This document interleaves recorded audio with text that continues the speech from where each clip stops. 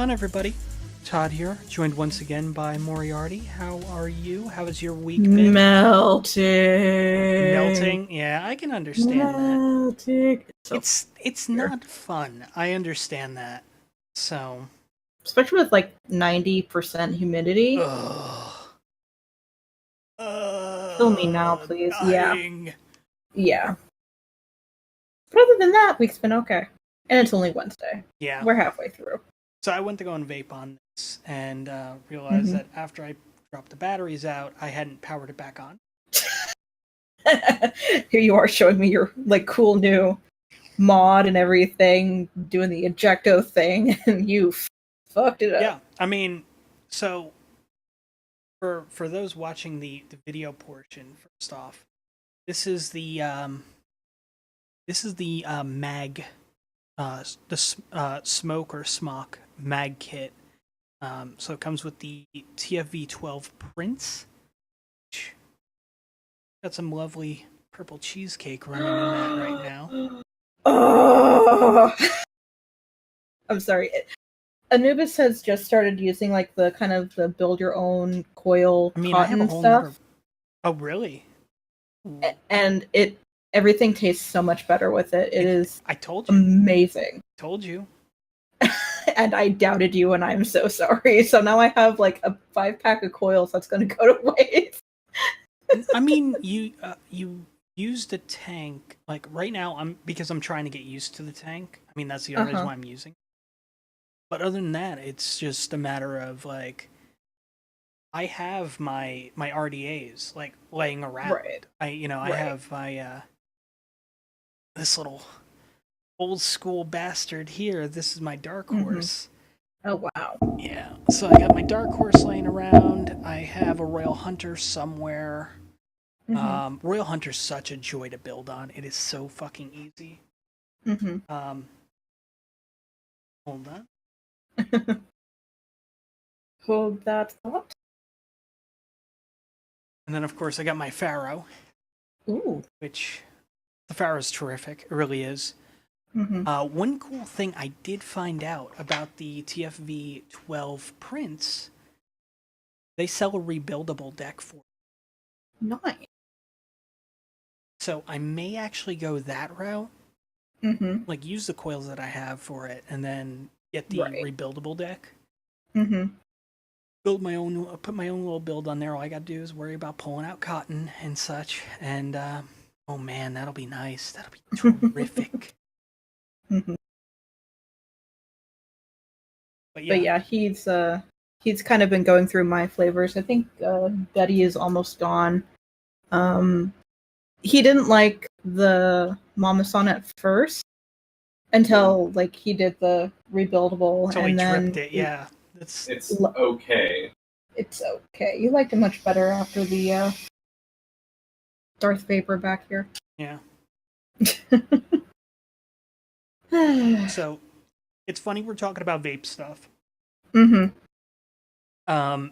Because I haven't talked to you about this. I haven't talked to Paula and Array about this. Marco and Wes are still on their vacation podcasting, so I have applied the Precipice Podcast Network, specifically Gimmick Bag, to have a share a cell thing. Interesting. So basically, I'll get links for vape deals, and they will go on the blog. They will also go in my Discord. And yeah, I mean, it'll be a really cool thing. I do have some flavors coming in from Vape Vigilante that I'm gonna see how those are. But like the Mama San, I can say I fucking love it. Yes. Cheesecake is delightful. Yeah. The centerfold stuff is terrific. Yes. So yeah, I mean, there's that. But yeah, so this mod here, yeah, it's got a pistol grip to it. Little silver it looks so cool. Little silver button, and boom, batteries. You could probably hurt a guy doing that. if you like aim properly enough. Well, all right, so yesterday I was at the hospital, not because I was in duress, but because I was doing somebody a favor. And I had this with me, and I couldn't vape on the campus, which is like, they had the sign saying no tobacco smoke on the premises. Right. And I'm like, well, okay, no tobacco smoke, like whatever. And I'm like, I'll be respectful. So I go over to where the car is, and I'm there, and the guy in the little cart, he's just like, you can't be doing that around here. And I'm like, son of a bitch. I'm like, I'm 300 feet away from every entrance. Apparently that's still too close. So, I don't know.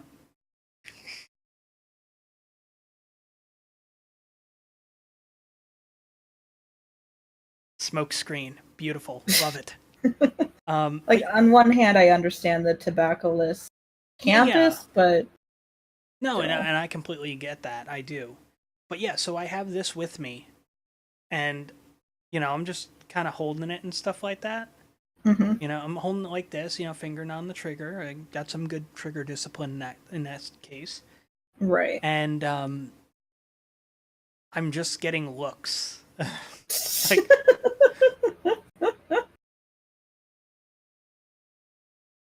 I then also had a bacon, egg, and cheese, and it fucked me up for the whole day. Yeah, that's probably what did it. Yeah. I remember when I was having my gallbladder issues, like any greasy food whatsoever. Yep. Oh, the pain. I do not envy you one bit. And it doesn't hit you right away either. No, it takes its time, and then you don't know when it'll hit you, how long it'll hit you. And when it'll like finally go away again. So the fun bit about it was I had that, and that was at like 10:30 in the morning. Right. We did that. Around like 3:00, we finally left the hospital. And he was just like, he goes, I haven't eaten in over 24 hours because he couldn't eat because of the procedure and stuff like that. Right. He goes, I need some fucking food. And it's like, all right, well, where are we going? And it's like, well, let's get cheesesteaks. And I'm like, oh, that sounds so good. And my sister's with us, and she's just like, we're not going to be able to get there in time. And we're like, what do you mean? It's just like, well, they're open from this time till 3:00, and then they reopen at 5 for dinner. Right. And it's like, well, fuck. What are we going to do? You know? So it's just like, all right, well, Wendy's or Taco Bell. And he's just like, Taco Bell sounds so good. Now, mind you, he's still high from the anesthetic. Oh, Jesus. So we get tacos, and, you know, I know what I can have there without causing issues. So. Right. So I'm like, all right, cool, no problem. And then like 8:00 last night, 8:00 last night, all of a sudden out of nowhere, it's just like, surprise, motherfucker. Randy Orton came out and just PO'd you out of nowhere. Now Randy Orton pulled his dick out and started rubbing it and going, do you want to shake my hand? You trying to big league me here, guy? Oh, we'll get into that later. Yeah. No, it's basically what ended up happening. Like my gallbladder's just like, oh hey. By the way, fuck you. Remember that bacon, egg, and cheese on a bagel you had earlier? We remember. We remember really well. Yeah. Well, so I mean that happened, and I was supposed to record Pod Hours last night. We were all set to go, and it's just like, all right, well, we just got to wait till 10:00 for Ray. Right. And then like 7:30, 8:00, I'm just like, I'm gonna have to bow out. Oh. And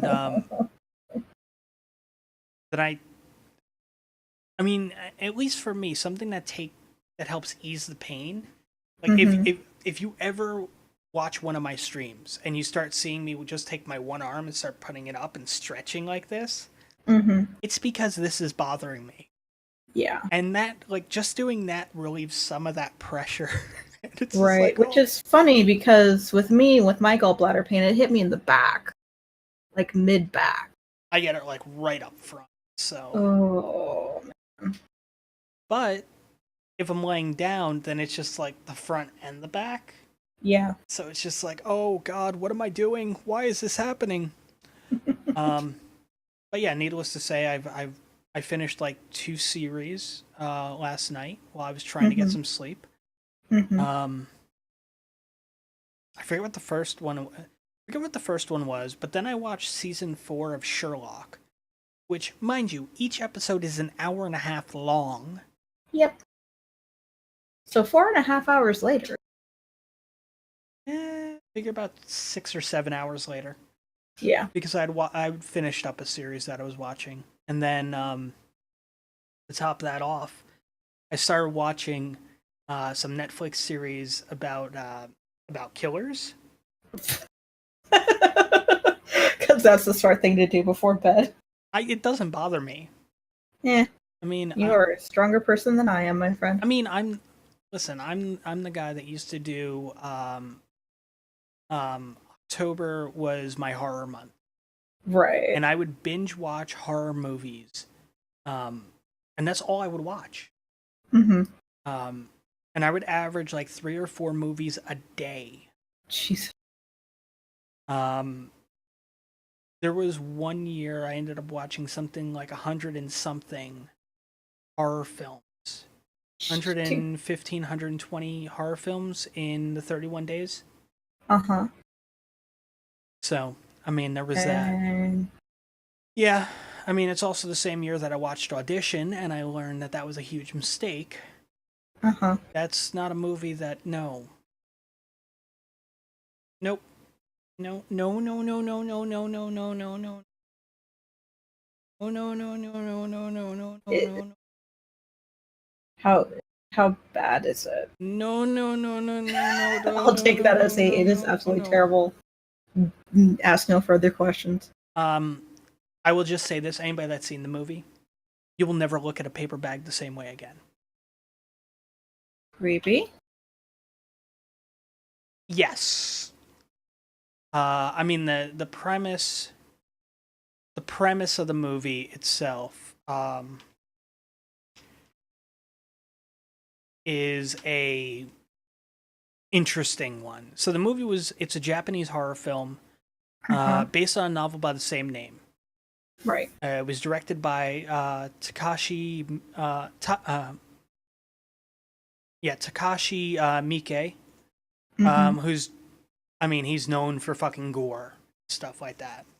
Right. But the premise is this recent widower whose son suggests they should find a new wife. He agrees, and him and his friends stage a phony audition to meet potential new life partners. Creepy. After interviewing several women, the lead becomes interested in Sami, who responds well to him, although as they begin to date, her dark past begins to affect their relationship. It's it's, I mean, some of the themes in it,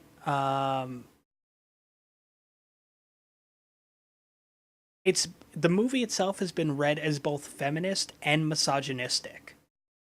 That is a feat in itself. Right. To nail both of those. So the feminist themes is Azami gets revenge on men in her life. And then, of course, basically, the dude abusing his power, his position of power, so to speak, to set up a phony audition to find a new wife. Right. So, I mean, there's that. You learn a lot about the character. Like, Asami's a victim of child abuse, which is horrible anyway, such. But yeah, it's just, it's one of those things where it's like, unless you're into, for lack of better term, torture porn. Oh, fun. I would say that's a pass. I would give that a hard pass. Yeah. Yeah. But yeah, it's just it's one of those films. But Takashi Miike, as I said, he's done a lot of like very bloody films. Mm-hmm. But at the same time, I mean, like he's known for his violent and bizarre films, but he's also done some like dramatic and family friendly films, which is what? You know? Yeah.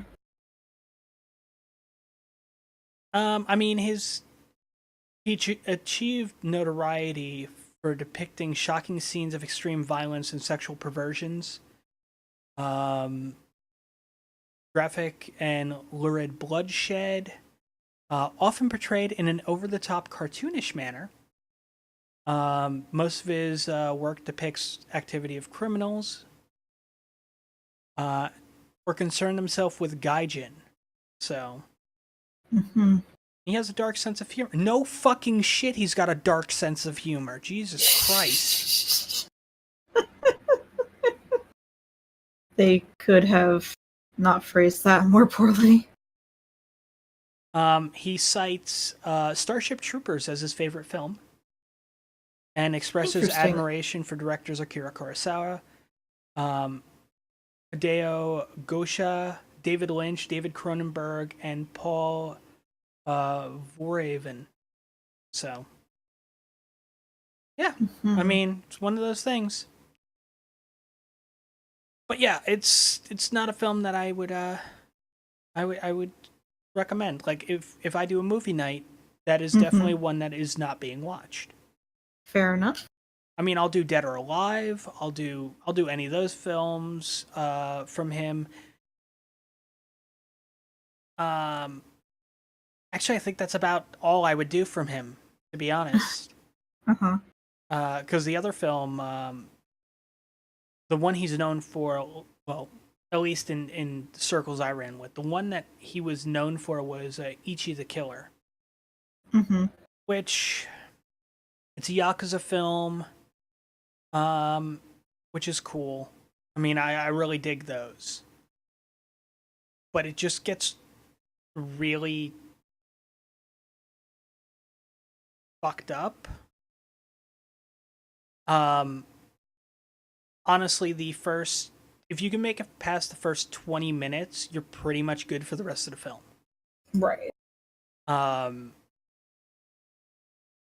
Because yeah, that's another one of those. It's a very very rough film, and for people with trigger warnings, so to speak, that first 20 minutes nails you on all of them. Nothing. Yeah, it's yeah. I'm good. Yeah. Yep. I mean, if I'm in a very specific mood, I'll sit down and I'll watch like the back half of that movie, but I won't watch like the first 20 minutes. Like, right. Like everything after that 20 minutes, I'll go as far as saying a half hour just to be safe. I can handle. But it's that just the way it starts off. Nope. Ichi the Killer, notorious amongst moviegoers, has raised widespread controversy and is banned outright in several countries due to its high-impact violence and graphic depiction of cruelty. Interesting. Yeah. So, I wish I had a list of... The film is banned in Malaysia since the movie's distribution date. It later caused controversy in Germany, and the film is banned for distribution there too. Private possession of the film remains legal. The film remains banned in all... and in Norway. As a publicity gimmick, vomit bags were handed out at the Toronto Film Festival to those attending the midnight screening of this movie. Similar bags were handed out during the Stockholm International Film Festival. Reportedly, watching the movie caused one person to throw up and another to faint. Oh, Jesus.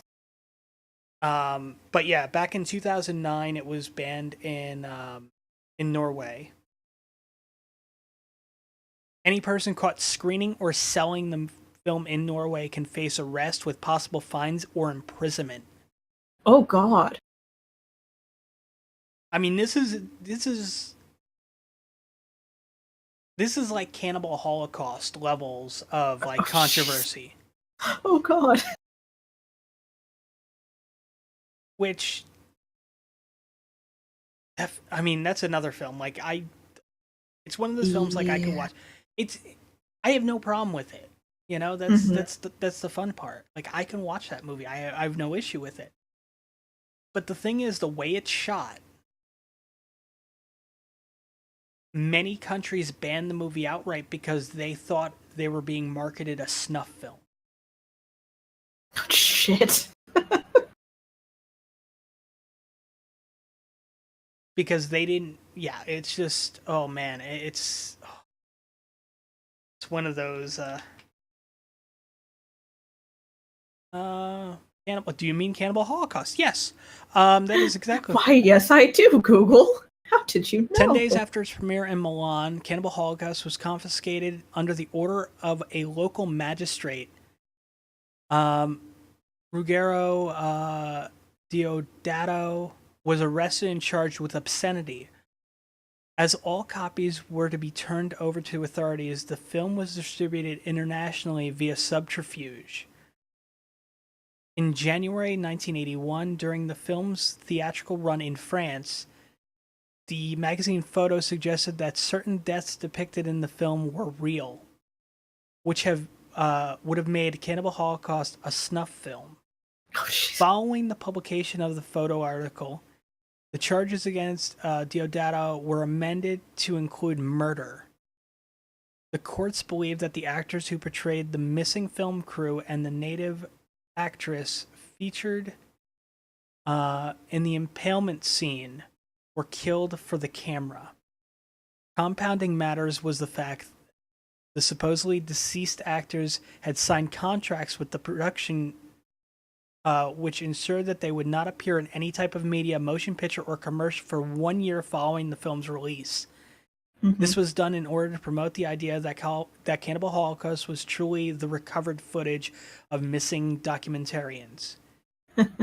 During the subsequent court pending, questions arose as to why the actors were in no media if they were alive, as Diodato claimed.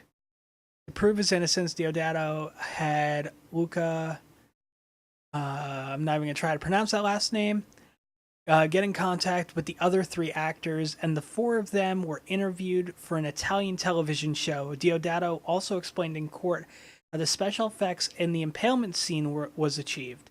A bicycle seat was attached to the end of an iron pole upon which the actress sat. She then held a short length of balsa wood in her mouth and looked skyward, thus giving the appearance of impalement. Holy shit. Yeah. Diodato also provided the court with pictures of the girl interacting with the crew after the scene had been filmed.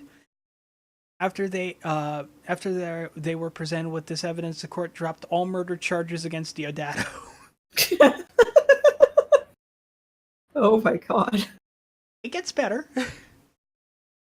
Although the snuff film allegations were disproven, the Italian courts decided to ban Cannibal Holocaust due to the genuine animal slaying, citing animal cruelty laws. Mm-hmm. Diodato, Franco Pelaghi, Franco D'Annunzio, Gianfranco Guericchi, producer Aldi Pia, and United Artists Europa representative Sandro Perotti each received a 4-month suspended sentence after they were all convicted of obscenity and violence. Diodato fought in the courts for 3 additional years to get his film unbanned. In 1984, the courts ruled in favor of Diodato, and Cannibal Holocaust was granted a rating certificate of VM18 for a cut print. It would later be re-released uncut. Cannibal Holocaust also faced censorship issues in other countries around the world. In 1981, video release was not required to pass before the British Board of Film Censors, which had power to ban films in the United Kingdom. Cannibal Holocaust was released straight to video there, thus avoiding the possible banning of the film. 1983, the Director of Public Prosecutions compiled a list of 72 video releases that were not brought before the BBFC for certification and declared them prosecutable for obscenity. The list of video nasties included Cannibal Holocaust, which was successfully prosecuted and banned. The film was not approved for release in the UK until 2001. A bet with nearly 6 minutes of mandated cuts. In 2011, the BBFC waived all but one of these previous edits and passed Cannibal Holocaust with 15 seconds of cuts. Oh, jeez. It was determined that the only scene that breached the BBFC's guidelines was the killing of a Coatimundi, which... No idea. It's like a member of the raccoon family. Okay. And the BBFC acknowledged that previous cuts were reactionary to the film's reputation. The film was also banned in Australia, Norway, Finland, New Zealand, and several other countries in 1984. 2005, the Office of Film and Literature Classification in Australia revoked the ban, passing Cannibal Holocaust with a R18 plus rating for the uncut print, including the consumer vice high-level sexual violence, high-level violence, animal cruelty. In 2006, the film was rejected for classification and banned in its entirety by the OFLC in New Zealand. Cuts to retain the R18 classification were offered by the office, but they were eventually refused. Mm-hmm. Yeah, so this is one of those notorious films. And oh, cool. The wiki has a picture of the impalement scene. That's true. I'm good. Oh, I know. I'm not sharing it with you. Thank you. And I know how you can be. Thank you. You're welcome. But yeah, I mean, it's one of those films, you know. This film itself has the most notoriety to it when it comes to just the way it presented. It fooled people for years. You know, they had to take it to court to prove. And yeah. So how do we get on this topic? I don't remember. I don't know. We just spent like 20 minutes talking about horror films, so Halloween must be right around the corner. Oh yeah, totally. So right around the corner. We're still in August and we have September to get through. Yeah. We're halfway through August. Yep. Holy shit. We're halfway there. Yeah. I just can't wait to start playing like Costume Quest and Costume Quest 2 on stream again for Halloween. And Vampire the Masquerade Bloodlines. And yeah, I need to finish that as well. I know. Don't worry, I have a playthrough too of that I gotta finish. A playthrough out of many. I haven't even finished my first. Well, okay, so arguably I start a lot of playthroughs of Vampire the Masquerade Bloodline. Arguably I've been distracted by GTA because of all the grinding I've been doing in that. Oh, yes, to prepare for all the Halloween stuff. Yeah. Well, I mean, making the money for the Halloween stuff is going to be so super easy now. Right. Because what was like, you know, your strip club and everything? It's not a strip club. It's a nightclub. And yes, I have a shirtless male dancer wearing leather pants. And the nightclub's theme may be prison. So it's well then. It's a leather prison fetish club. I mean, what's wrong with that? So specific. They gave me the option. Kink. Absolutely. I had an option behind having. I had an option of having two shirtless male dancers, and I decided no. Let me have the clientele. Because I listen to Fat Larry from Vampire the Masquerade Bloodlines too much. And that's the way he says it, and I find it hilarious. Mm-hmm. Let's not alienate the audience and say, Right. oh, well, we're just going to have dude dancers.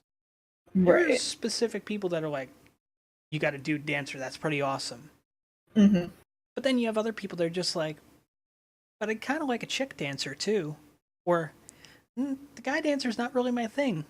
Can we get a girl dancer? So I have a male and a female dancer. So. Mm-hmm.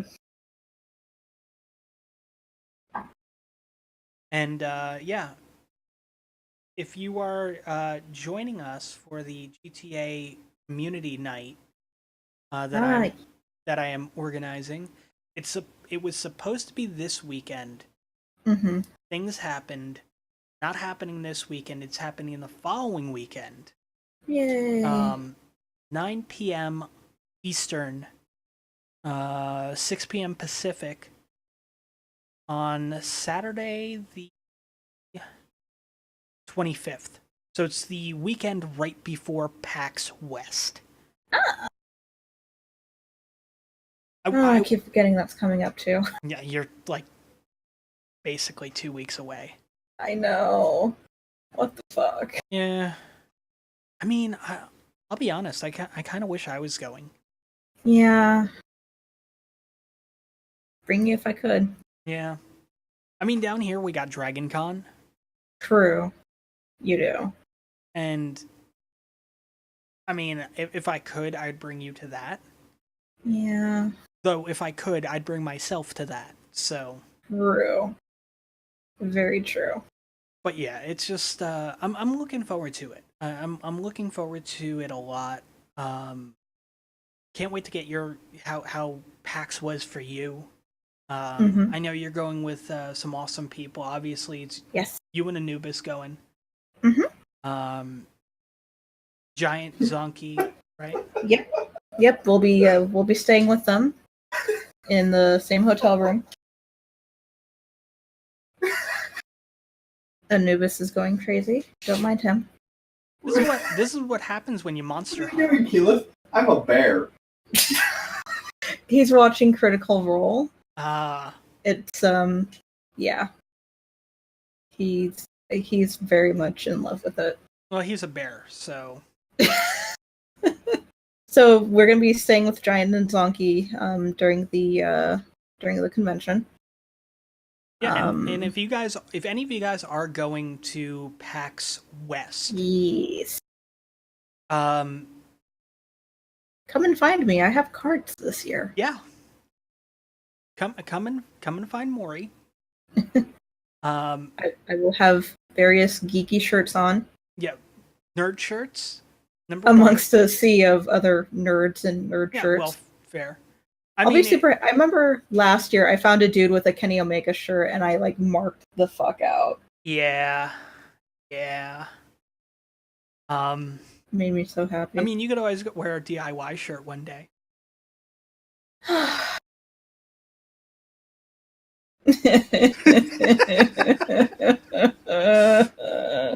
They're fighting each other this weekend, Todd. How dare you? Well, I mean, they're getting the match that they were supposed to have, but they decided to use the last man standing stipulation for AJ and Nakamura instead. Right. So, right. So they're finally getting their last man standing match, which is exciting, but yes. We'll get to the wrestling stuff a little bit later. Yeah, so no, Mori got cards made. They look fucking fantastic. Yep. And yeah, I mean, if you perchance run into her at PAX West, get a card. Also, follow me on all the social medias. Yeah. Oh yeah, absolutely. Also, before I forget, now today is we're recording this on the 15th, so this will be live on the 16th. Yep. On think it's the 19th. August 19th. Let me just double check because I know I made a note of it. Mm-hmm. Because I created a new shirt design for my personal store. Right. Which I think it came out pretty damn good. I personally like the design.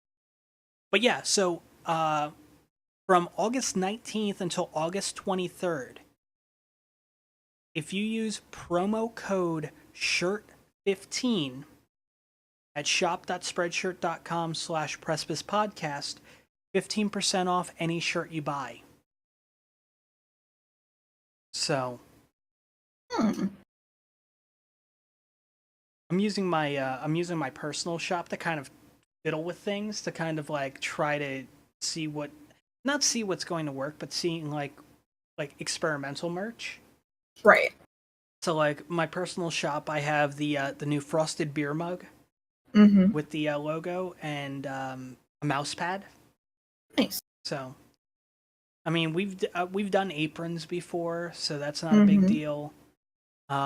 We've done coffee mugs, before, t-shirts, stuff. So that wasn't a big deal, but I wanted to see how they would come out with the beer mug and the mouse pad. Because, right. I mean, the mouse pad's like whatever, but the beer mug's an interesting one. Because, I mean, arguably it's pricier than I would probably want to charge for one. Mm-hmm. Because it's $19.99 for one. Right. But if the quality's there, then, Mm-hmm. But yeah, it's, if you guys do want to purchase any merch, obviously you can do so.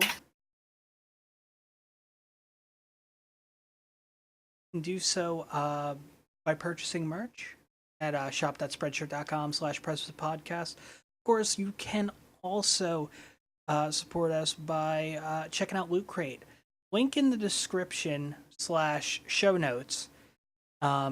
Clicking that link, if you sign up, that helps us, which is really cool. Yes. Other ways you can help us, if you're listening to the audio portion, I implore you, check out Radio Public. We are on Radio Public, and honestly, for me, that's my preferred app for podcasts right now. Mm-hmm. I personally think that it's one of my favorites. Favorite podcasting apps I've ever used. Not to say that we're not on other platforms and other services. Obviously, we're on iTunes and Stitcher and TuneIn and Google Play as well. And of course, the video portion, which you guys can kind of see us, is Twitch and YouTube. So, but yeah, I mean, it's really interesting. I'm very pleased with like the communication level I get with Spreadshirt, where they're just like, hey, just want to let you know we have a sale coming up, so you can kind of, here's the code you can give people. And I'm like, wow, that's awesome, thank you. But yeah, shirt 15.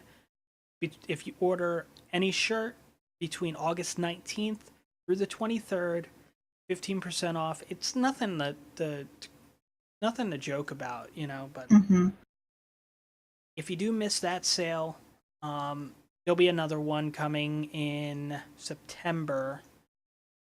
I'll actually pull up my messages so I can kind of do that as well. Because as I said, they're really good about communicating. So t-shirts, 23rd, blah, blah, blah. And then Wednesday, September 5th and 6th, 20% off everything with promo code ANY20. So it's a 2-day promo code they're giving out that day. And then there's a free shipping event near the end of September. So yeah, I mean it's pretty cool. It's pretty awesome. It's definitely something I would highly recommend checking out if you're inclined to adorn your vessel in any of our fine T-shirts and such. Really? So I'm looking at my thing and it's just like, so it breaks down my two shops, right? And it's like on your main shop, your personal shop, you have 177 articles, products, different products. Right. Precipice Podcast, 214. I've made more shit for the Precipice Podcast Network store than I have for my own. Awesome. Which is really good. It's really cool, really awesome. I mean, you got to remember we do have the Pride stuff still up, and yes, you purchase any of those, any of those that you purchase, whatever I make off of those, my commission, so to speak, will go to the Trevor Project. So that's not a deal. I'm just saying, like, oh well, we did that only for June, like some places would do. That is, as long as the designs are up, that is the way that is handled.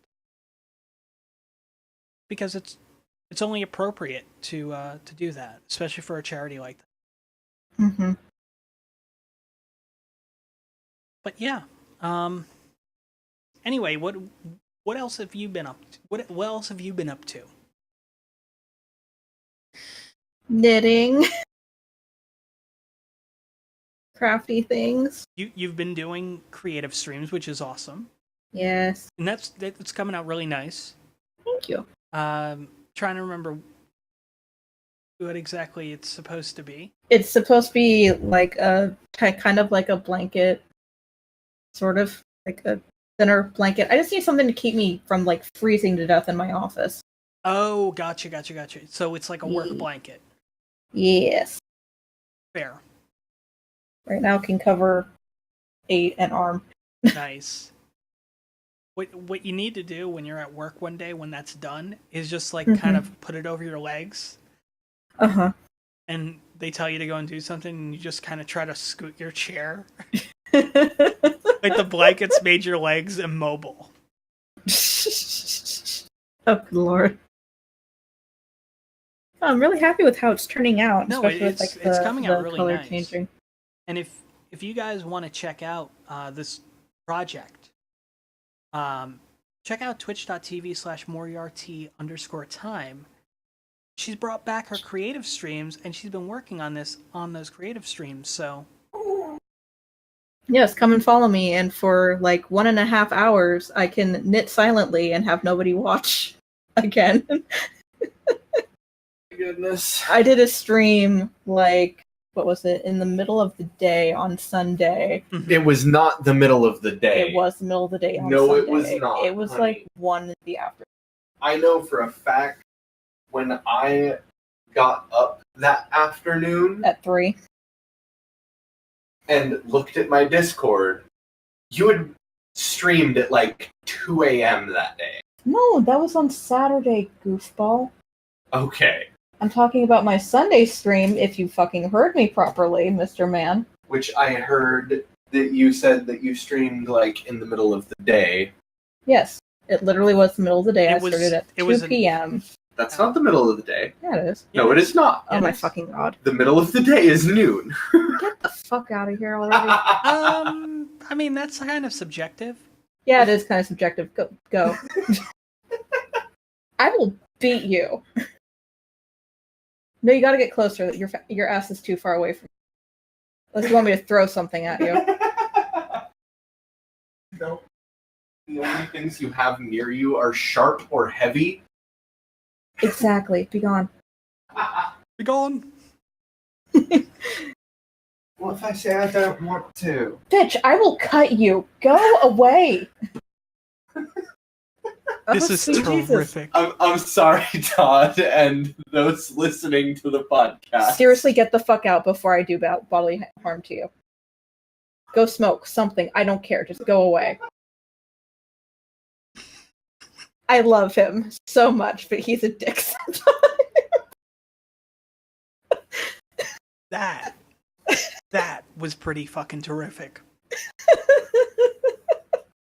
Oh my god. So now you kind of get a glimpse of what it was like having him with me at Christmas at my mom's, and he had fuck all to do except annoy the shit out of me. Fair. Until I basically had to have him open his fucking Christmas present early just so he would stop bothering me. I love him to death. I do. We get along wonderfully. Mm-hmm. But oh my god. It's like, dog. I mean, it's only a problem when you start looking up to see if it's legal to murder people in your neck of the woods. I mean, yeah. So, what's the statute of limitations on that? Gotcha. Fair. So getting back to topic, yes, I am doing creative streams again. Yes, I have missed them. It's really good to kind of starting to do that creative outlet again, especially with like, how shitty work life is and everything, and just trying to kind of not kill Anubis by being overstressed. I mean, that's fair. Though I will say that since I've started kind of taking CBD oil on the regular, like every morning on the regular, it has helped me tremendously. That's good. Holy cow. That's really good. It has been an absolute, like, it's been a lifesaver, basically. Nice. Whereas at the same time, you still want to just throw yourself against the carpet and go, I'm not going to work today. Exactly. Again, that's every morning. Fair. I don't want to go to work today, and it's just like, here's some CBD. Yeah. I don't want to go to work today. It makes it a little bit more bearable to, suffer through it, I suppose. Oh, I can imagine. I can imagine. I've never had CBD myself, so can't really speak from experience on that one. Right. All I know is that if I did, I know that it would probably help me out with a few of my issues. Mm-hmm. Like my insomnia. Yeah. Well, maybe. I've heard conflicting reports on CBD helping with insomnia. Yeah, well, I mean, you gotta worry about the how strong Specific, it is. yeah. But yeah, I mean, there's that. General pain. It'll definitely help with that. The occasional migraine. Haven't tried it for migraines, but then again, I don't get migraines. Lucky. Which I am very, very fortunate for. Like, one of my cousins has been getting them frequently, and I feel so bad for her. Yeah, migraines are absolute dog shit. They really are. Oh, I hear they are the goddamn worst. Absolutely the worst. But yeah, no. So check out if you like the little banter you just caught. If you haven't left yet and you're still listening, by all means, come check us out further on our Twitch TV channel. Yeah, links somewhere. In the show notes. Yes, that thing. Yes, the show note thing. Yeah. Unless you're watching it on YouTube, and then it's in the description. In the description. Yeah, that I do know. Don't forget to hit like and power slam that subscribe button. I'm joking. Oh God. We should have I should have went like 40 minutes on just that, and then I would have been every fucking YouTube video out there. Oh God, what was it? It was something I found. Maybe it was yesterday on Facebook. I don't remember how it was like. I need to get through this portion of the game. Maybe I'll find a YouTube thing, and it goes through like the whole like famous YouTube spiel of like, don't forget to hit that like button, yada yada. It's like, I think I'll figure it out on my own. Yeah. I mean, legitimately, that's really what it comes down to. It's kind of horrible. It is. It really is. So while I was shopping stoned yesterday. Never do that, by the way. Do not have an edible and then go shopping at Walmart. It is a trap. It is not a good idea. But anyways, while I was there, I found this honey, the Mike's Hot Honey that I've seen fucking everywhere. It is honey infused with chilies, and it is delightful. That sounds good. It is so good. It actually sounds really good. You can also get it on Amazon too, but it's like $9 for the bottle. Ugh. Yeah, well, it was $9 at Wally World, so. Yeah, well, fair. But then, you would have it right then and there. Exactly. Versus you pay $9 on Amazon and then there's like taxes and shipping and taxes, shipping, because I guarantee it's not a Prime item. Actually it is. Oh. Let me look. Pretty sure it is, because I had it on my wish list for the longest time before I found it in store and bought it. But I've seen like the cost fluctuate between like $9 to like $12. Yeah. Oh, you can get a 3-pack for like $27 of like 12 ounces each, which is about $9 a bottle. Yes.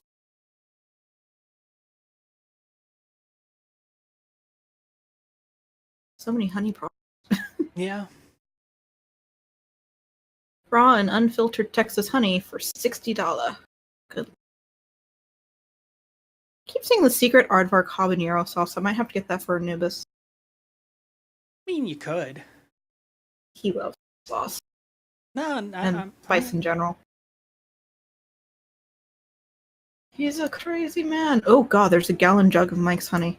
Hang on. 120 ounces. 28 ounces. How much? $94. I'm good. $94 for it. Good grief. Anyway. I'm going to try to shift us away from the food part of the podcast. I don't understand why. I'm fine with it. Mm-hmm. I mean, you got to remember what's on my tombstone. Very true. Pepperoni and cheese. Pepperoni and cheese. Oh, I love it. Oh, the 90s. How I miss you. Yeah.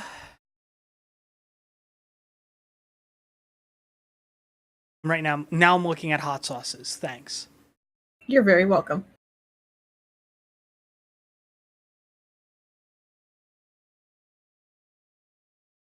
Let me look at hottest hot sauce. Let me go by Hottest hot sauce, oh boy.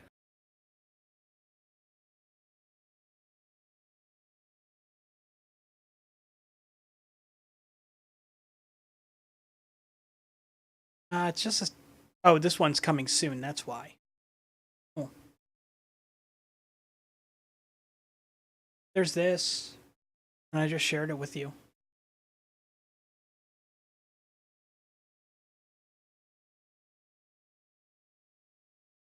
Ah.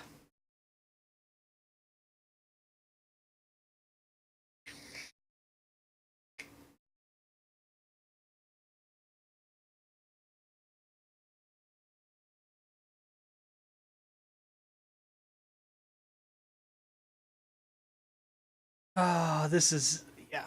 So, looking at hot sauces now because Mori is distracted. Yeah, sorry about that. I shared one with you, though. Ooh! Ooh, the redo. Ooh, oh! Yes, oh. Its heat is an 11 out of 10. Holy shit. Yep.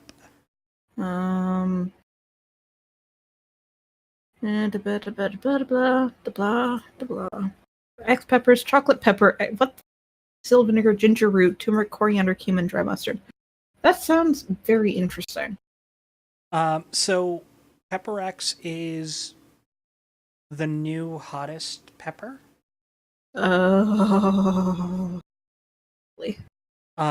Made by the same man who came up with the Carolina Reaper.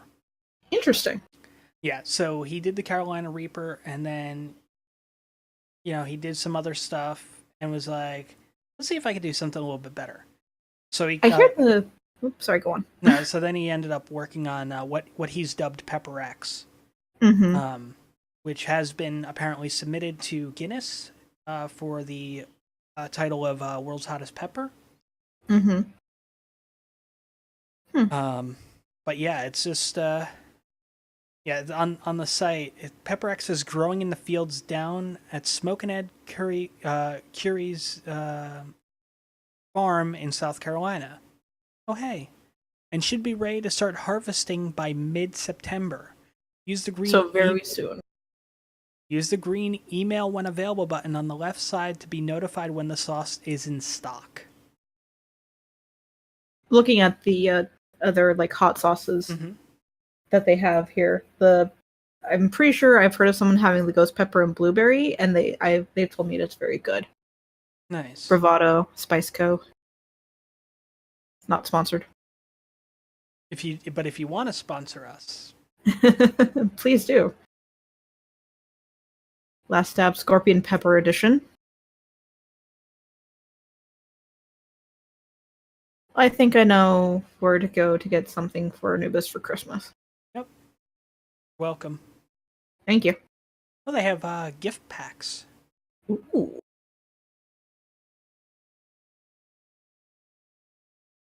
Or, better yet, the subscription, which right now they're sold out on subscription. Of course they are. But what is the subscription? Okay, no, it's because they closed down for the August box. Okay.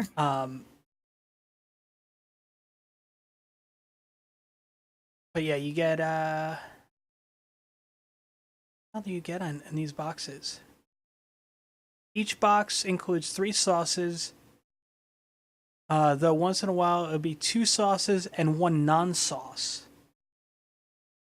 So it's 36 a month. You can cancel at any time. Totally not sponsored, but if you want to, hit us up. Please. Red habanero and black coffee. Interesting. Found one called Pirate's Lantern Pepper Sauce, and then I read the ingredients and like vinegar, onions, mustard, hot peppers, rum, salt, and horseradish. You had me up until horseradish, in which case you have lost me. I don't understand. Like why? Like, you just don't like horseradish? It overpowers everything. It is too pungent for me. Fair. I'll give you that. I'll give you that. Oh, okay. So Scorpion Pepper edition of the of that sauce uses the Maruga Scorpion, which was the hottest pepper in the world from 2012 until 2013.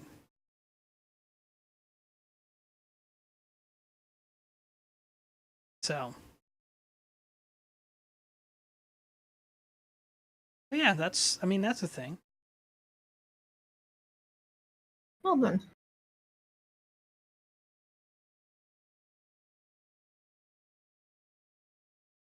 Oh, okay. So this is what's cool about this about their box, though. Be the first to try the sauces from each new season. So yeah, this is, the Hot Ones box, right? Be the first to get Hot Ones exclusive sauces, special subscribers only Hot Ones swag, which is like whatever. Sample and vote on next season's sauces. Ooh. Recipes from Hot Ones guests and crew. So like, let's just say they have Alton Brown on again. Recipe from Alton Brown, which would be kind of cool. Special behind the scenes moments with Sean Evans. So like, there's that. But still, getting 3 sauces a month is kind of worth. Yeah. And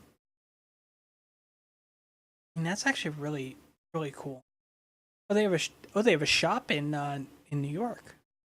If I ever head up that way again, I'll check them out. And you could sample them there. Ooh. Yeah, post a picture. Dang. Huh.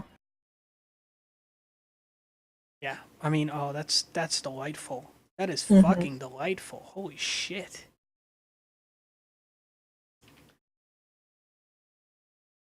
So other than looking at hot sauces and Mhm. doing creative streams, Mhm.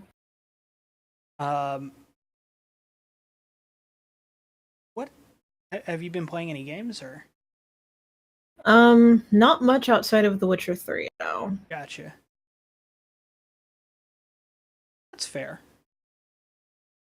Yeah, I'm actually I think I'm fairly close to finishing up on the Blood and Wine DLC. Mm-hmm.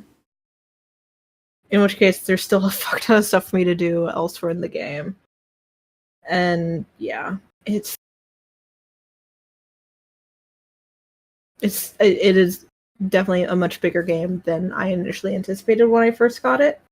Well, I mean, The Witcher 3 to begin with is just a huge fucking game. Yes. I mean, Dragon Age is another huge one, and that's something like I started and I just kind of put down and haven't gotten back to. So. Mm-hmm.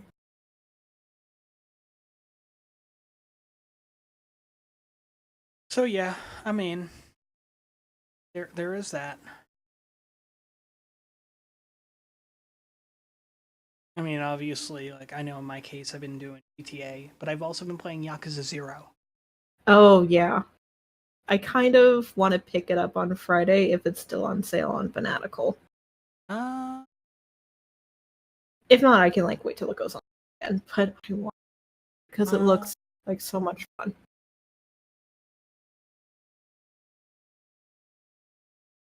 Fact check.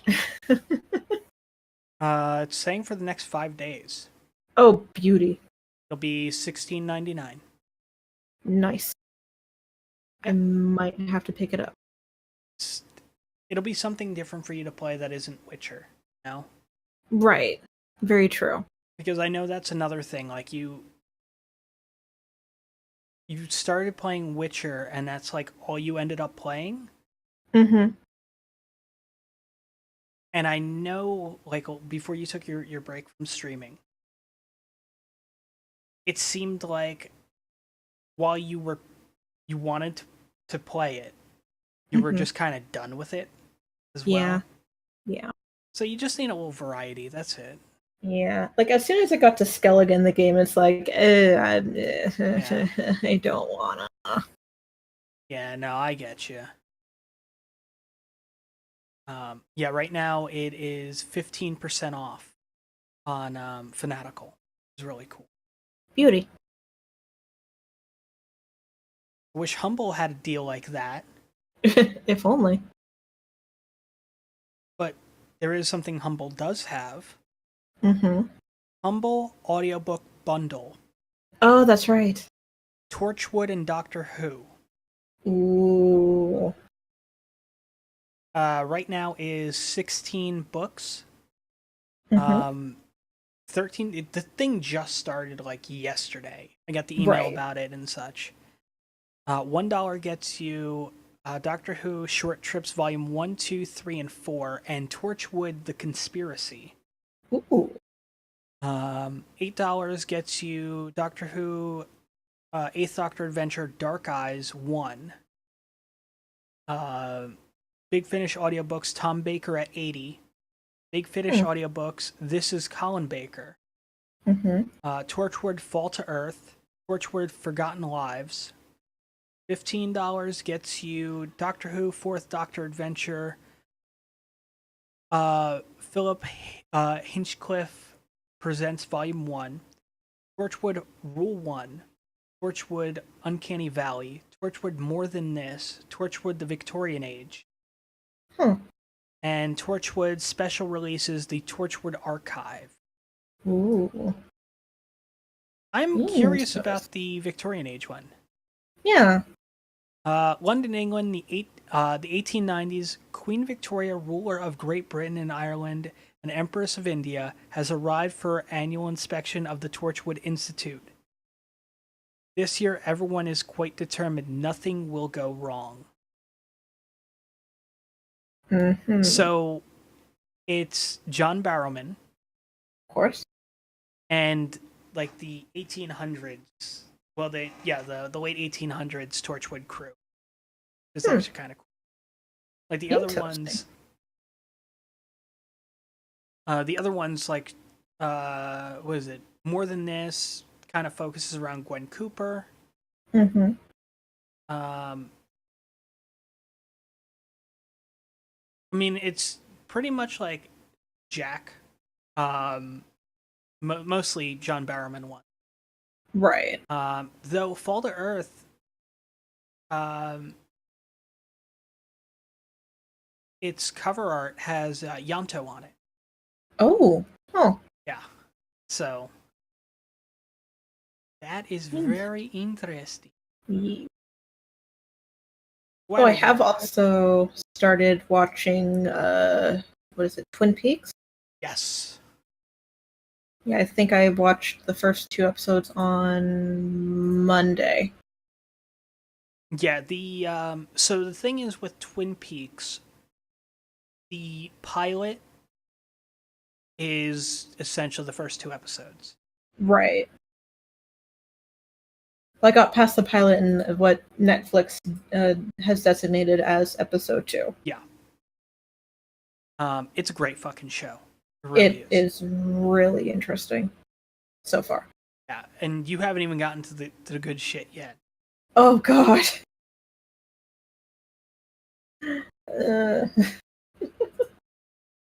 I mean, that's the beauty of Twin Peaks. I mean, I've only seen the classic Twin Peaks series. I never saw the season 3 Showtime one. Mm-hmm. But yeah, it's one of those shows that's really good. Like I have it's over there. That's I have the box set of Twin Peaks. What is it? What the fuck did I call it?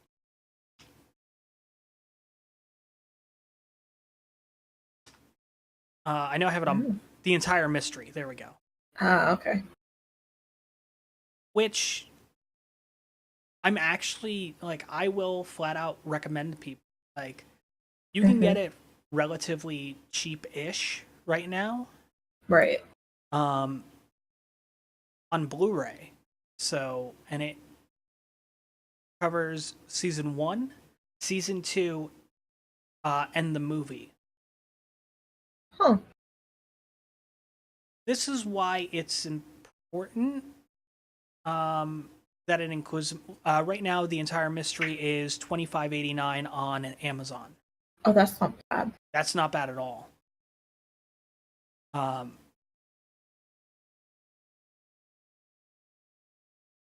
It's funny, they have 2 listings, right? So they have The Entire Mystery, and then they have Twin Peaks, the original series, Fire Walk With Me, and The Missing Pieces, which is The Entire Mystery. Mm-hmm. Yeah.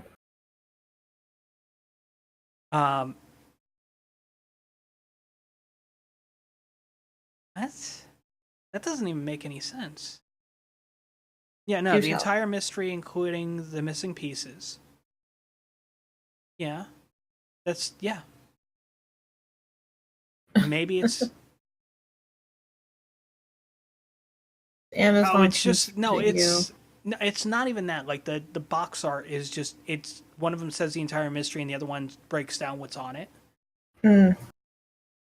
And the difference in price is $25.89 and $124.79. Oh, God. For the same thing. What the fuck? Yeah.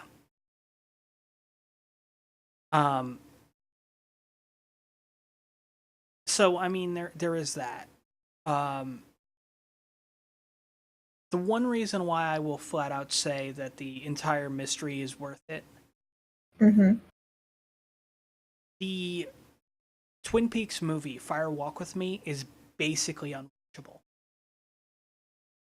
Okay. They had to cut. They cut, like, how do I put this? With The Entire Mystery, you get season 1 and 2 of Twin Peaks. Right. You get Fire Walk With Me.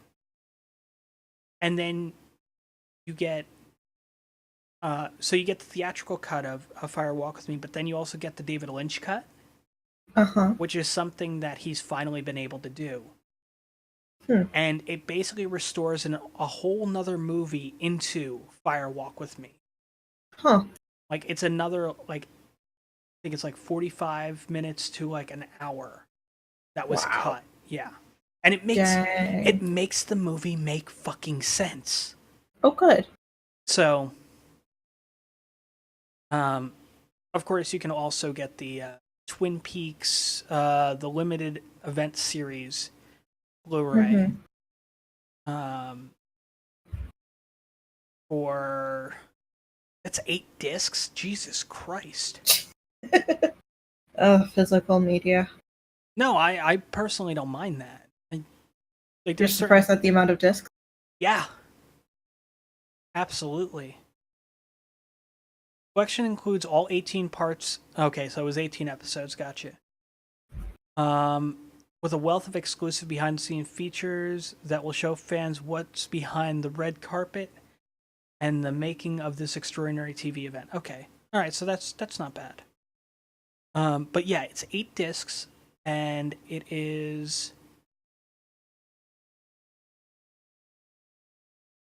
$46.39. So it's also a newer release too. So right. Now in comparison, the Twin Peaks entire mystery, that is 10 discs. So,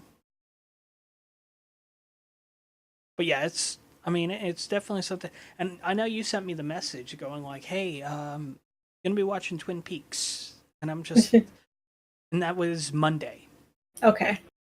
But you know, I have my days straight. Because I totally would have joined you. I know. But I had to do the obligation on Tuesday morning, so. Yeah. It's okay. Yeah.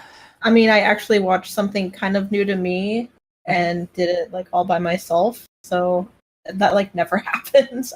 It's so hard to try to get me to watch new things, especially like on my own. Yeah. So I'm so used to watching stuff with other people. So what was the reason behind starting Twin Peaks? I was fucking bored. And it's like, you know what? I remember wanting to watch this. I'm going to watch. And I have to use my Netflix point because I like barely touch it. I think the other people on my account use it more than I have in the past 5 years. Fair. I mean, arguably, thanks to one of the other podcasters on the network, they are sharing Netflix with me. Yay. Which is awesome. And because of that, I've been able to watch like all this stuff. Like, was able to watch the Dusk Till Dawn series, which you haven't. Did you ever see the Dusk Till Dawn movie? I don't think so. Okay, even if you haven't, the series does a retelling of the movie. There's some changes. The series is really good. It's definitely something I'm probably gonna go and start doing, like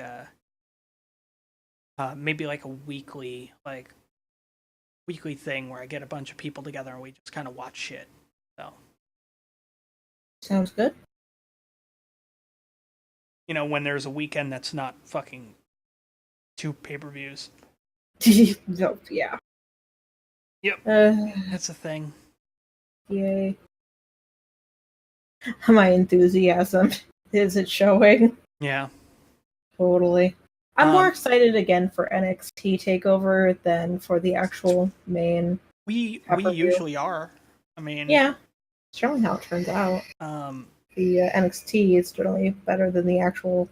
Oh, absolutely. Actual deal.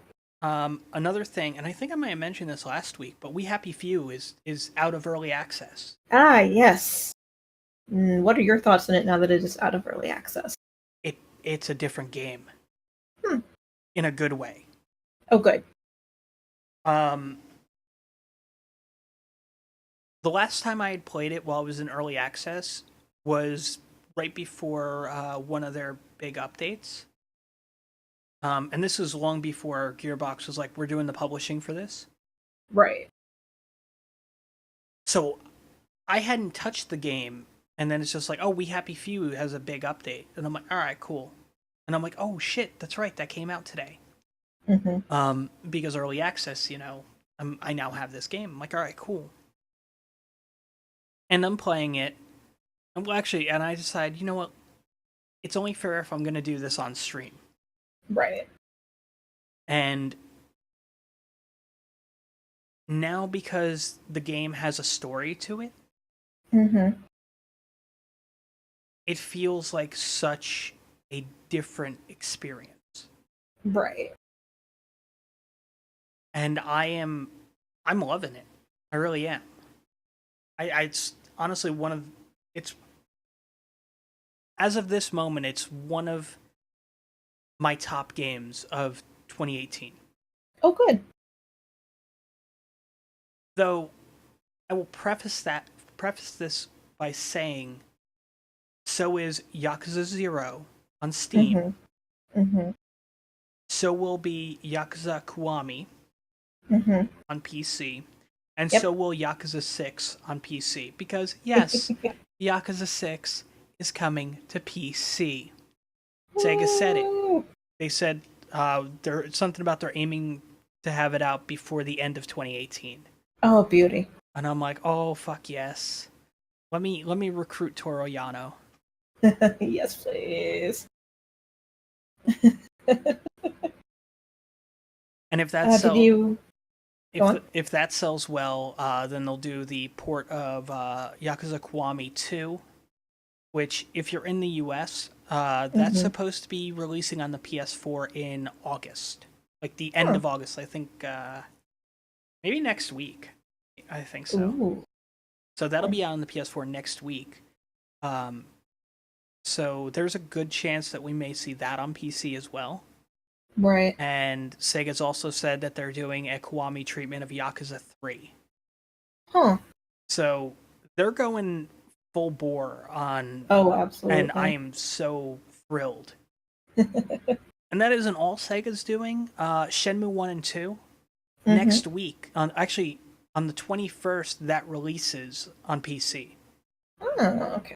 So I think that's a flat release for like all platforms. So nice. So if you want to drive around the forklift, that is the game for you. Woohoo! But yeah, it's just. Did you watch that match I sent you between Toru Yano and Colt Cabana? No, I didn't. Oh, you'll have to watch it later, but it is. I about died laughing. It is so good. Yeah, I mean, I'm. So my thing is like I'm just ingesting enough wrestling that that I'm not going to hate myself this weekend. Right. Don't want to overdo it. Yeah. I mean, mostly. But watching... at least it's comedy wrestling. Yeah, I mean, I've been mostly watching like ECW circa 1997, 1998. So. Right. Back before New Jack started using staple guns. Oh. Good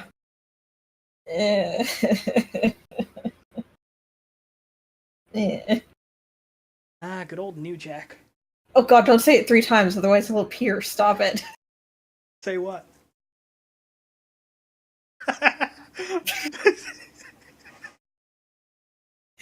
I will crawl through this monitor. Don't make me. Would you or would he? Good question. Hopefully not him. I don't know. I will close that fucking portal. I don't know what I have to put over my monitor. Not happening.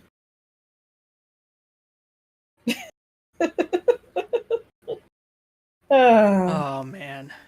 So that's a lovely wrestling segue. Yeah, it is. It is, because we have a big weekend coming up. Yay. We have NXT Takeover Brooklyn 4. Woo! And yes. SummerSlam. Yay. So Takeover's shaping up to be a very interesting Card. Yeah. So last time we talked about how Aleister Black had that surgery, so how they were going to write him off. Like, no joke, while we were recording that, like, they dropped something where he was attacked after Takeover. And then the following day, like, they had Regal in front of, like, a hospital. Oh, Jesus. Saying that, like, because of the injuries he sustained, he won't be able to compete. And that it was going to be Johnny Gargano versus Tommaso Ciampa for the NXT Heavyweight Championship in a last man standing match. Love Regal. Sunshine. Regal's amazing. Yeah. Oh, this makes me want to watch like some of his matches against Goldust. What, back when Regal was all coked up? Yes, exactly. The real man's man? Exactly.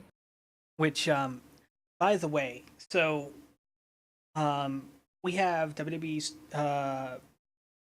2K19 coming out. It has a Daniel Bryan story mode. Oh, interesting.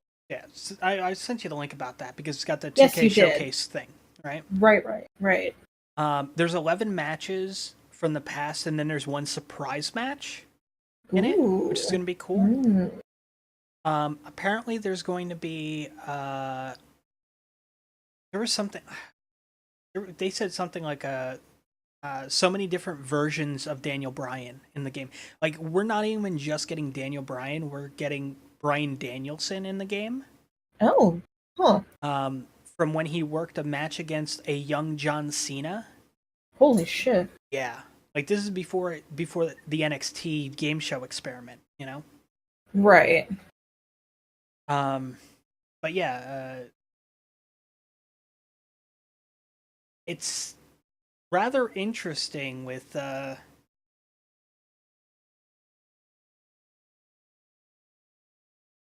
trying to pull up that press release because it was just like I was just like, holy shit. But it's like some of the stuff they said too was like there's going to be multiple versions of Daniel Bryan in the game. Bryan Danielson, they call out by name. 11 historic matches and one surprise match. There will be also 8 new entrances, 11 new victory scenes with Bryan, getting 4 unique animations, and him and Kane have their own with Team Hell No. Nice. So they mention all that, and then like the devs were talking about it, and they're just like, yeah, it was really nice that we had like the velocity. We were able to do the velocity arena. And I'm like, oh shit! Like I think was it Velocity? I think it was Daniel Bryan against. Bryan Danielson. My mistake. Against young John Cena. So that basically confirms that. Yeah. So it's like there's 9 historic arenas included, aforementioned Velocity and WrestleMania 30. So I mean, we could kind of pick out like what matches based on that. I hope that one of those moments, one of those matches, is him against William Regal. Oh God, yes. Because I hope so too. Regal comes out, and all of a sudden, then it goes, "He's a man, such a man." That was, and it's just yeah, it's terrific.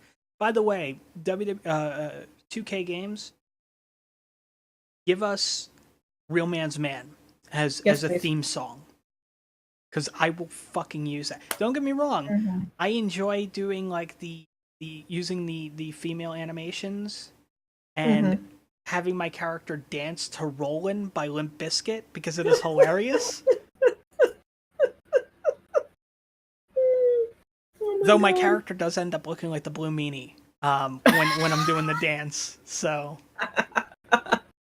Oh my god. So there is that. But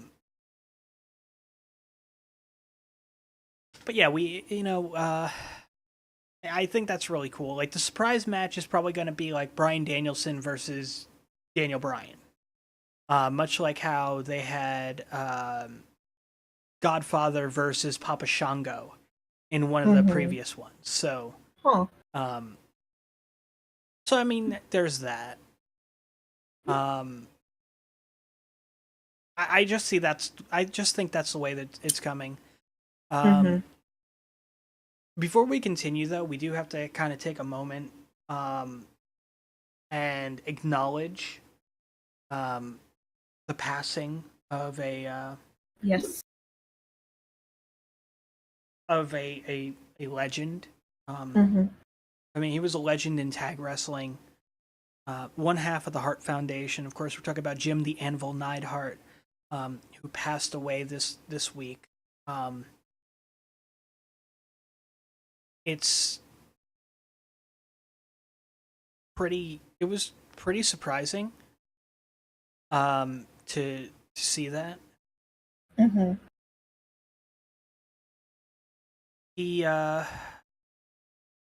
I haven't seen them say what cause of death was. Yeah, I haven't seen anything either. But at the same time, he had a history of substance abuse and stuff like that. He had been sober though, so there is that. At least to our knowledge, he had been sober. He had been through the rehab system. He died at age 63. Cause of death was falling. Oh shit. Yeah. So that's what the according to TMZ, Elizabeth Neidhart, Jim's wife, said that Jim was having problems sleeping, got out of bed to adjust the thermostat. Ellie then said that as Neidhart went to touch it, he turned weirdly as if he was about to dance, then fell to the wall and ground. It's believed he was having a seizure, something he was taking medication for. The fall was the cause of death. At the time of death, he had early onset Alzheimer's as well.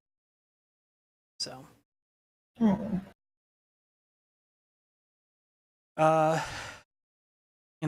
thoughts and prayers go out to the family, obviously. Yes. Thank you for the years that you entertained us, especially in the 80s and 90s when you were most known for a lot of your work. If you are a WWE Network subscriber, they did add a playlist, a Jim the Anvil Neidhart collection, which includes a lot of great matches, and it also includes the Heart and Soul WWE home video in there. But you get to see Jim Neidhart against Bad News Allen early in his career, Butch Reed and Jim Neidhart versus Magnum TA and Mr. Wrestling 2, the Hart Foundation versus the British Bulldogs, Hart Foundation versus the Brainbusters, Hart Foundation versus the Bolsheviks, versus the Rockers versus Demolition versus the Orient Express, Jim Neidhart versus the Sandman. Jim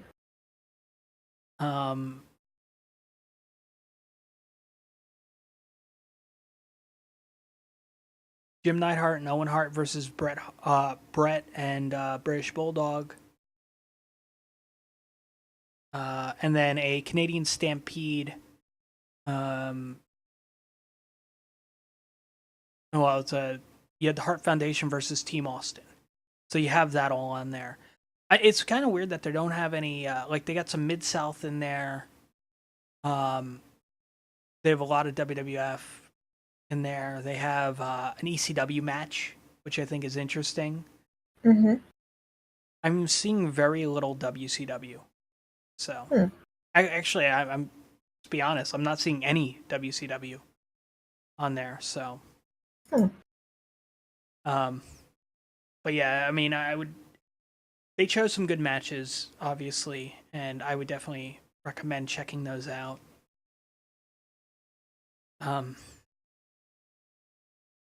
Yeah, whenever we talk about like a wrestler passing or whatever, it really like kind of grinds things to a halt in a sense, but it happens. I mean, it's just one of those things. So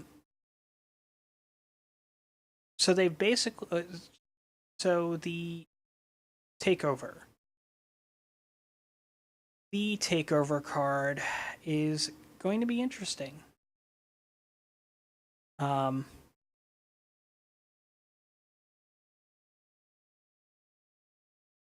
are we? Just give me the fucking card, you piece of shit. See, I mean, this is like SummerSlam card. They're like, oh, here it is. Like, here you go. But Takeover, they're just like, nah, y'all can wait on that. You're like, really?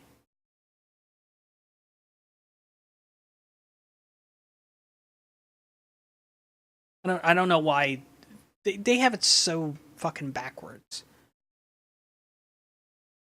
Do tell? Just the way that they have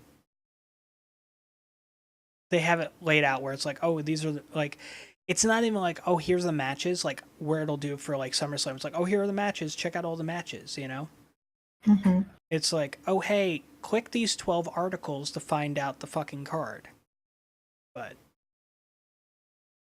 I mean, we got Kairi Sane, Shayna Baszler. We have,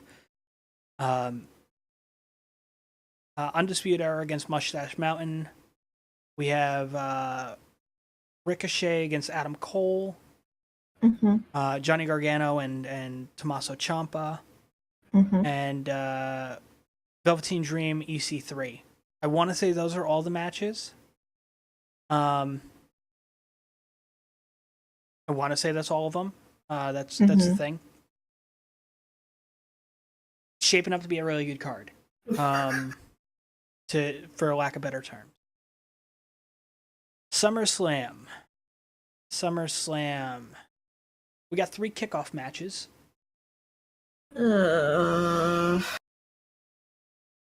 Rusev and Lana against Andrade Cien Almas and Zelina Vega. Interesting. We have, for the Cruiserweight Championship, Cedric Alexander versus Drew Gulak. For the Raw Tag Team Championship, the B Team versus the Revival. Elias will perform his greatest song at SummerSlam. Oh, it's gonna be amazing. I don't understand why that's like part of the card, but I don't know why either. I guess that's really all because I guess that's all they really do with Elias is just to have him do music, and then he gets interrupted, and then then goes on his merry way. Yeah. We got Bludgeon Brothers defending against the New Day. Interesting. I'm not upset over that. Like, there's people that are. They're just kind of like, well, I don't understand why we're giving them another shot. Right. Like, there's a story to be told. Mm-hmm. Because you got to remember, it was the New Day and the Usos, and the Bludgeon Brothers came out, and they were just like, bitches, you were dodging us. So, and they just ruined everybody. So, I mean, there's that. Finn Balor versus Constable Corbin. Fucking hate calling him Constable. I know. Shinsuke Nakamura defending the U.S. Championship against Jeff Hardy. Interesting. Daniel Bryan versus The Miz. Ah, yes, the thing that they said that we weren't going to have, but we're having it anyways. Yep. Carmella versus Charlotte Flair versus Becky Lynch in a triple threat for the SmackDown Women's Championship. I'm betting they are throwing Lynch in there just to make her take the pin. So it was booked initially as Carmella versus Lynch. So then what's Charlotte doing there? Invoking a rematch clause. Ugh. Matches. One person versus another person, I'm fine.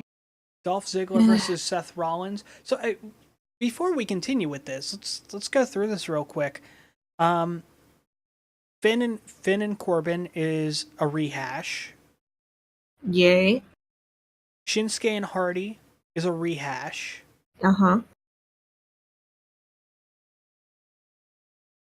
Part of the Women's Championship, the SmackDown Women's Championship, is a rehash. Mm-hmm. Ziggler and Rollins is a rehash. Mm-hmm. Braun and Kevin Owens is a rehash. Alexa Bliss versus Ronda Rousey, that's something they've been building towards because Alexa cashed in and whatnot. Mm-hmm. AJ versus Samoa Joe, Mm-hmm. which I'm excited about. And then the ultimate rehash, Brock Lesnar versus Roman Reigns. Yay. Because how many fucking opportunities does this motherfucker get? Too many. Yeah. Legit. Is it wrong that I want Lesnar to win? No. Okay.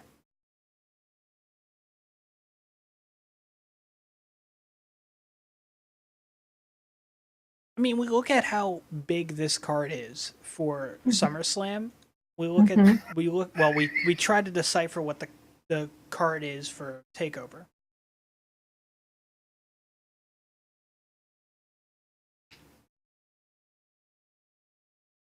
I'm just gonna do a fucking Google so I can. Somebody had to have compiled this card. Mm-hmm. Baszler and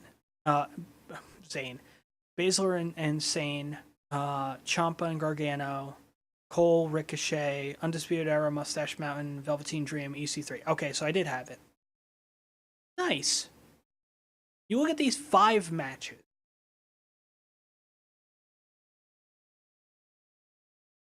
Everything good? Yeah, I'm things. skipping around. Yeah, so things on my end just kind of like got really weird, and they're still kind of weird. All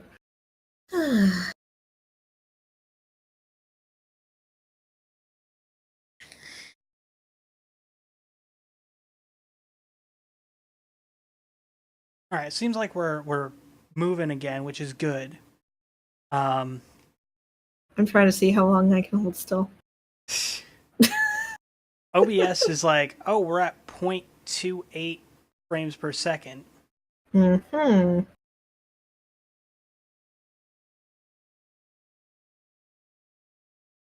Trying to figure out what the fuck is causing this because I'm looking at all my resources. My resources are fine. I don't know. Could just be an internet hiccup. Well, it's not just an internet hiccup because Your computer's going, fuck you. pretty much.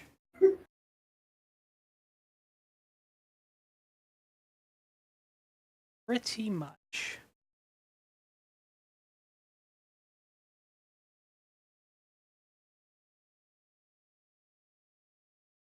Fucking weird. Yep.